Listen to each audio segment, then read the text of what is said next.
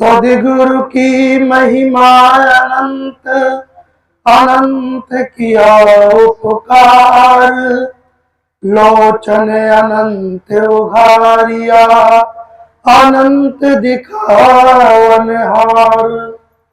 मंगलमय मंगल करण दीन बंद गुरु संत, जन्म मरण दुख दमन हित बारंबार नमन।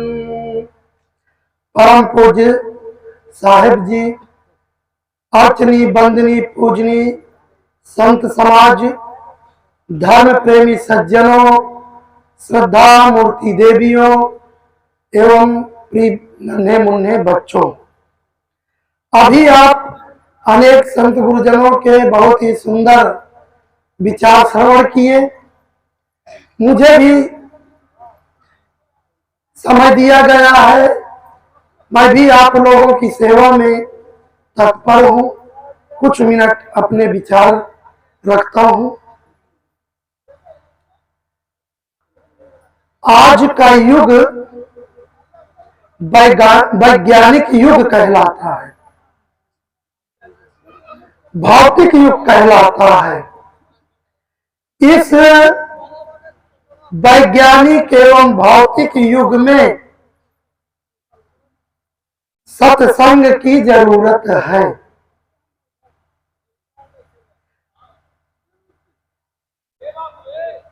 सत्संग के अभाव में आज हम अपने सत्पथ से विचलित हो गए हैं, अपने धर्म पथ से विमुख हो गए हैं। हम सत्पथ को छोड़ करके कुपथ का मार्ग अपना लिया है। धर्म पथ को छोड़ करके हम अधर्म का मार्ग अपना लिया है। आज हम जीवन तो जीते हैं, लेकिन हमारा खान पान बिगड़ गया है। मनुष्य को जो नहीं खाना चाहिए वो खाता है, जो नहीं पीना चाहिए वो पीता है, जो नहीं कर्म करना चाहिए वो कर्म करता है। हम धर्म के मार्ग को छोड़ करके अधर्म का मार्ग अपना लिया है। चोरी करते हैं, हिंसा करते हैं, व्यभिचार करते हैं, नाना प्रकार के कुकर्म करते हैं। ये सब अधर्म का मार्ग है। ये मनुष्य का धर्म नहीं है। किसी जीव की हिंसा करना, किसी को दुख दर्द देना, किसी के साथ गलत व्यवहार करना, किसी की चोरी करना, ये मनुष्य का धर्म नहीं है, मनुष्य का कर्म नहीं है। हम आज अपने कर्म धर्म को भूल गए हैं, हिंसा करते हैं, पाप करते हैं, जीवों को दुख देते हैं। महाराज गोस्वामी तुलसीदास जी लिखते हैं कि परहित सरिस धर्म नहीं भाई, पर पीड़ा सम नहीं अधमाई। पराये का हित कर देना, दूसरे को सुख पहुंचाना, सहायता कर देना, गिरे हुए को उठा देना, भूखे को भोजन खिला देना, प्यासे को पानी पिला देना, रोगी को दवा करा देना, नंगे को कपड़ा दे देना, यही तो धर्म है मनुष्य का। यही तो इंसानियत है, यही तो भाईचारा है। हम इसको कहां करते हैं? हम तो किसी को आगे बढ़ते देखकर गिराने का प्रयास करते हैं, कि अरे हमारे बगल में अगर कोई पड़ोसी के पास ऐसी गाड़ी आ गई तो हम सोचते हैं कि इसके पास कैसे ऐसी गाड़ी आ गई, मेरे पास नहीं है।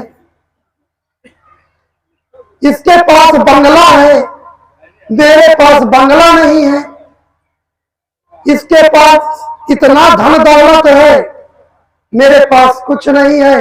उसको हम सोचते हैं कि अब इसको कैसे नीचे गिराया जाए। हम उसकी टांग पकड़ करके खींचना चाहते हैं, गिराना चाहते हैं, ये कैसे नीचे गिरे। क्या यही मानवता है? क्या यही इंसानियत है? क्या यही भाईचारा है? क्या यही हमारा धर्म है? ये हमारा धर्म नहीं है। आज आदमी 3 प्रकार से दुखी है। अभाव से दुखी है, प्रभाव से दुखी है और स्वभाव से दुखी है। ये 3 प्रकार से आदमी दुखी है। अभाव, जिसके पास न खाने के लिए पेट भर भोजन है, न पहनने के लिए कपड़ा है, न सोने के लिए जगह है, रहने के लिए मकान नहीं है, तो व्यक्ति दुख का अनुभव करता है। वो सोचता है कि मुझसे दुखी कोई संसार में है ही नहीं। दुख का अनुभव करता है। वो अपने अभाव से दुखी है, क्योंकि वो मेहनत नहीं करना चाहता, परिश्रम नहीं करना चाहता, पुरुषार्थ नहीं करना चाहता, इसलिए अभाव है। और जिस दिन व्यक्ति परिश्रम करना चालू कर देगा, मेहनत करना चालू कर देगा, उस दिन जो वो अभाव का अनुभव कर रहा है, उस दिन उसके जीवन से वो दूर हो जाएगा और सुख का अनुभव करने लग जाएगा, आगे बढ़ जाएगा। जो दुख का अनुभव कर रहा है वो सुख का अनुभव करेगा। और आज आदमी के पास सब कुछ है, गाड़ी है, बंगला है, लाड़ी है, बाड़ी है, साड़ी है, सब कुछ है, लेकिन आज भी वो भी दुखी है। जिसके पास नहीं है वो तो दुखी ही है, और जिसके पास सब कुछ है वो भी दुखी है। दोनों दुखी हैं।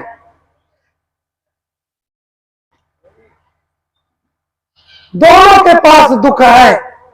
किसी ने कितना सुंदर कहा, कुंवारों की समस्या है कि शादी कैसे हो, शादी वालों की समस्या है कि इस झंझट से छूटे कैसे।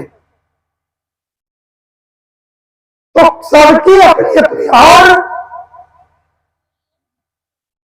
गरीबों की समस्या है कि क्या खाए कि भूख मिटे, अमीरों की समस्या है क्या खाए कि भूख लगे।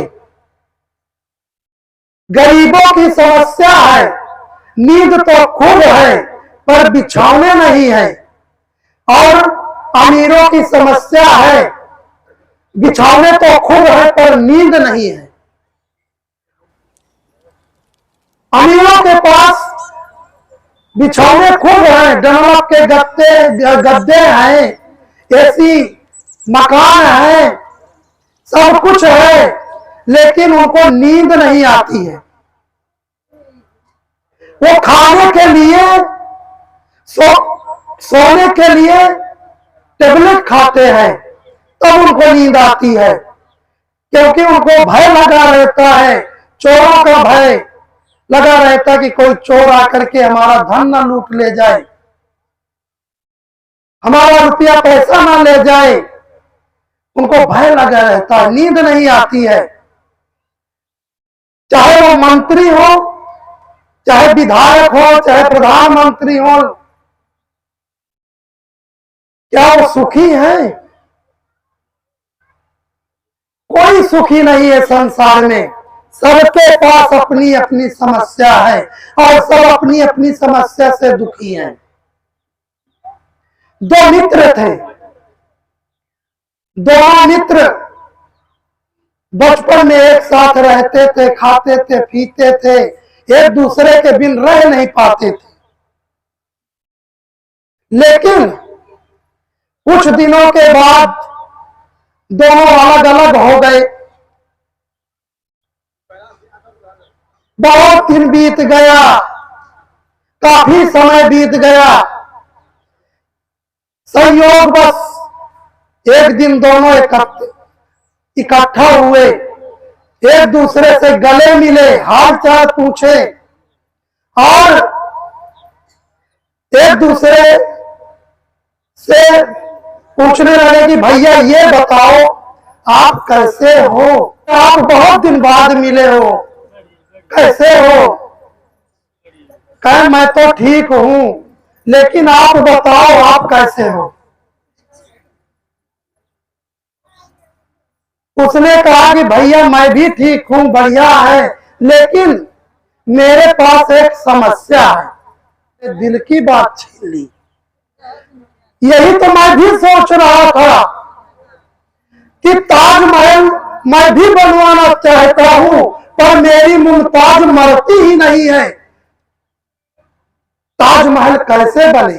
अब एक के पास तो मुमताज है और दूसरे के पास मुमताज नहीं, मरती नहीं है, तो कैसे ताजमहल बने?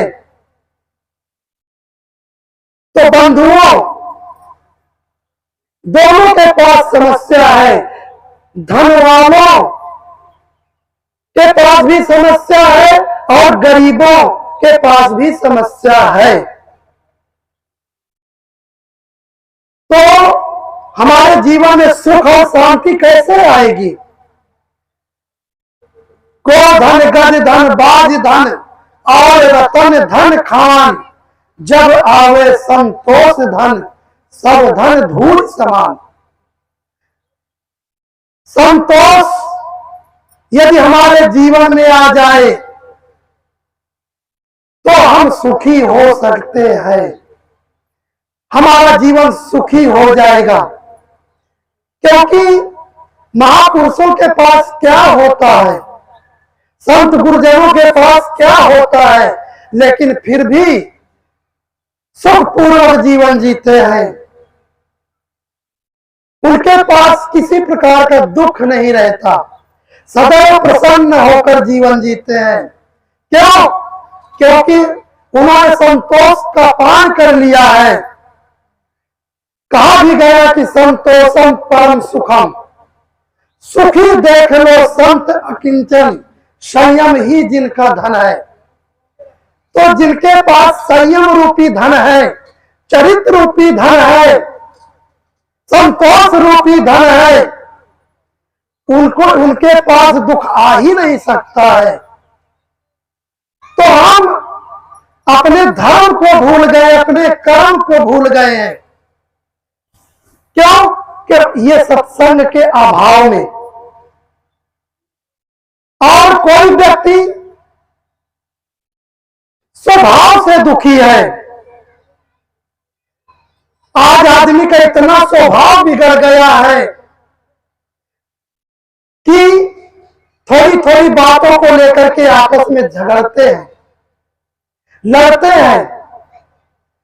पति ने पत्नी को कुछ कह दिया,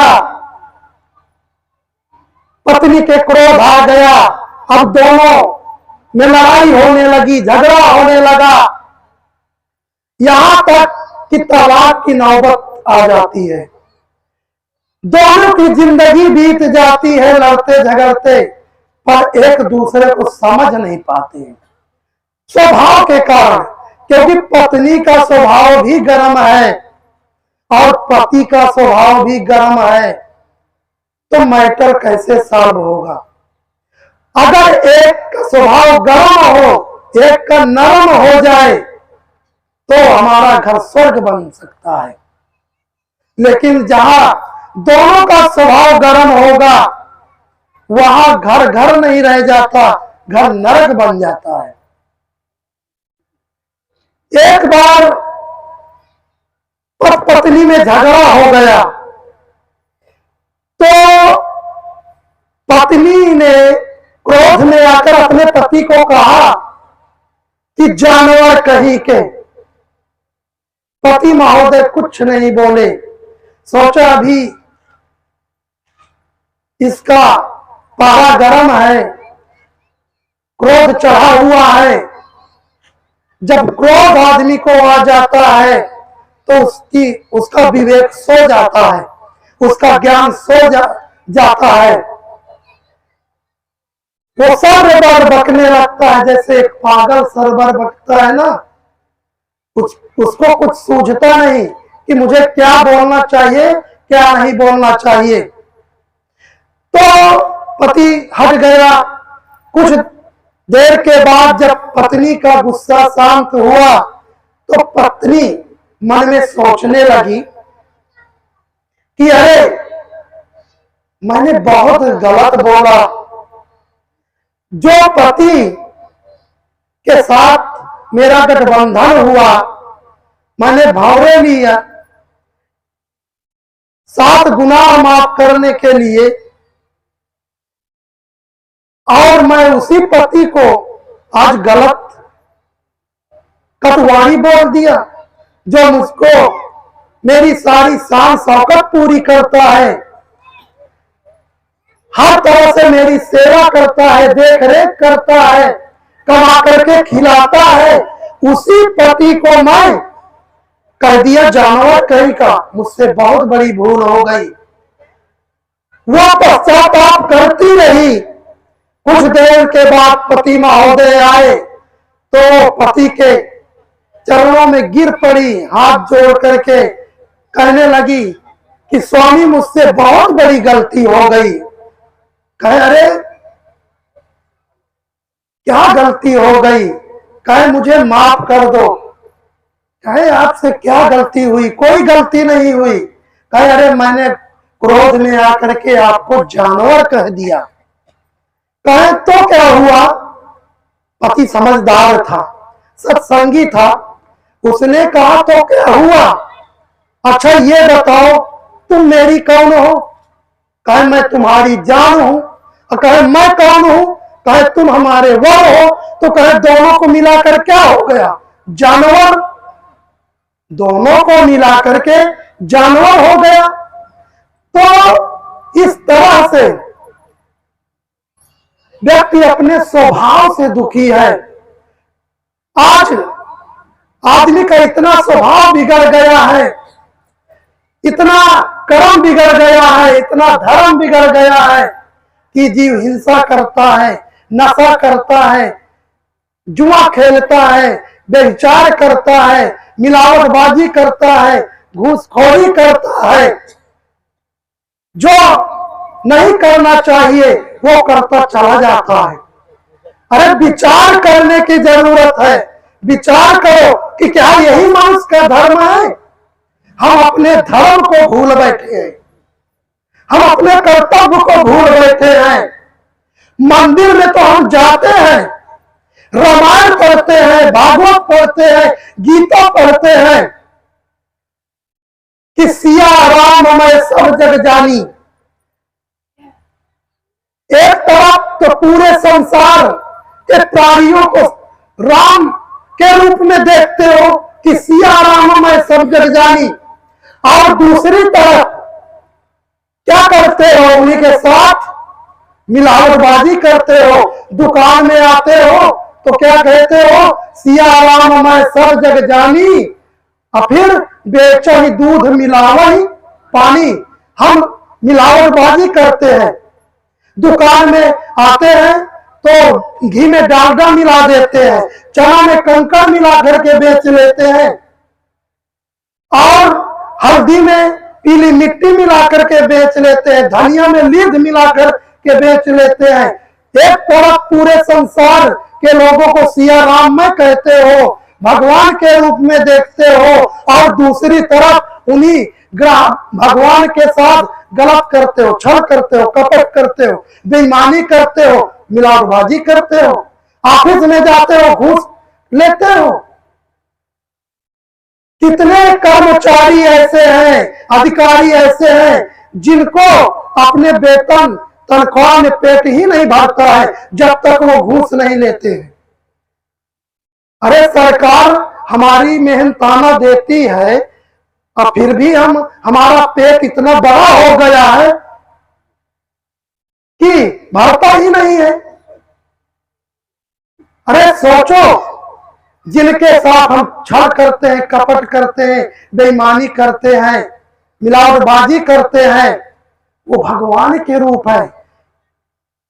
स्वामी विवेकानंद कहते हैं कि ये मनुष्य का शरीर चलता फिरता देव मंदिर है। और फिर भी उनके साथ हम गलत करते हैं। एक कहानी है, कहानी कहकर बंद करूंगा।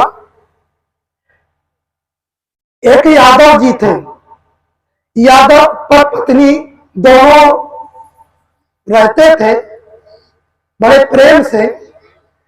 यादव जी दूध का धंधा किया करते थे। तो पत्नी ने अपने आस पड़ोस पास देखा कि सबकी पत्नियां अच्छी अच्छी साड़ी पहनती हैं, सबके पास बहुत से गहने हैं। तो उसके मन में हुआ कि मेरे पास कुछ नहीं है।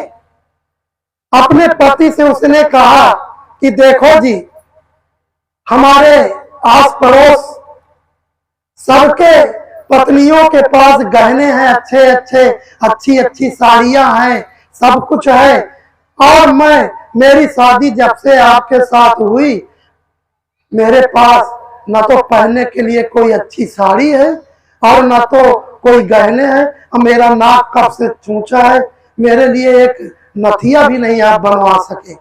आपके कमाने से क्या फायदा। तो पति महोदय ने कहा कि दूसरे को मत देखिए, हमारे पास जितना है बस उसी में जीवन गुजर बसर करिए। हम दूसरे को देख करके चलेंगे तो नहीं चल पाएंगे, टांग फट जाएगी। बस उतना ही चादर बिछाओ जितना है। पत्नी ने कहा कि ठीक है, ऐसा करो, कल से जब दूध ले जाना, कितना दूध ले जाते हो आप?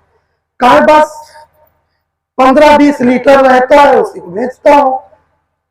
तो पत्नी ने कहा कि कल जब दूध लेकर के जाना तो मैं उसमें 5 लीटर पानी मिला दिया करूंगी 20 लीटर दूध में। तो दूध का पैसा आप ले लेना और पानी का पैसा मुझे दे देना। अब पति महोदय कहे मैं ऐसा नहीं करूंगा, मैं कभी गलत काम नहीं कर सकता हूं। पत्नी ने कहा कि नहीं, आप मत करिए, लेकिन मैं पानी का पैसा, पानी मैं मिलाऊंगी और मैं पैसा लूंगी। तो कहा ठीक है। अब पति महोदय जब दूध ले जाने लगे तो पत्नी उसमें 5 लीटर पानी मिला दिया। अब दूध ले गए, बेच करके आए, तो दूध का पैसा पति महोदय ले लिया और पानी का पैसा पत्नी ले लिया। धीरे धीरे करके जब पत्नी पैसा इकट्ठा किया तो उसने कहा कि देखो मेरे पास पैसे हो गए हैं, आप जाइए मेरे लिए एक बेसर नथिया बनवा करके लाइए। अब पति जाता है बाजार और एक सोनार के यहाँ जाकर के वो एक नथिया लाता है पत्नी के लिए। अब पत्नी नथिया पहन लेती है। सुबह जब नदी में स्नान करने गई तो उसमें नाक को रगड़ रगड़ करके नथिया धुल रही थी। इतने में कोई मछली या कछुआ देखा कि अरे ये कोई क्या चमक रहा है। तो उसने उछल करके नाक सहित वो नथिया काट ले गया। अब वो बड़ी तेजी से चिल्लाने लगी, रोने लगी कि अरे मेरी नाक कट गई, मेरी नाक कट गई। तो अगल बगल और महिलाएं नहा रही थी, तो उन्होंने देखा कि अरे ये कैसे हुआ। कहे अरे मैं नाक रगड़ रगड़ करके धुल रही थी, मछली मेरी नाक काट ले गई। तो सभी लोग कहने लगे कि पानी का पैसा पानी में और नाक कटी बेईमानी में। तो हम बेईमानी करते हैं, घूसखोरी करते हैं, मिलावटबाजी करते हैं। हम जैसा करेंगे वैसा ही हमें मिलेगा, जो हम देंगे वही हमको मिलेगा, वही हमको मिल रहा जो कि पहले से किया है। फल उसी का सामने है, शुभ अशुभ जैसा किया है। हमने जैसा शुभ और अशुभ किया है उसी का फल हमको मिल रहा है। इसलिए हमको चाहिए कि अपने जीवन को सुधारना चाहिए। और हमारा जीवन कहाँ सुधरेगा? ये सत्संग के द्वारा, संत गुरुजनों के द्वारा। तो सत्संग में जाएं, अपने जीवन को सुंदर बनाएं और अपने जीवन का कल्याण करें। बस इन्हीं शुभकामनाओं के साथ मैं अपनी वाणी को विराम देता हूं। बोलिए सद्गुरुदेव की जय।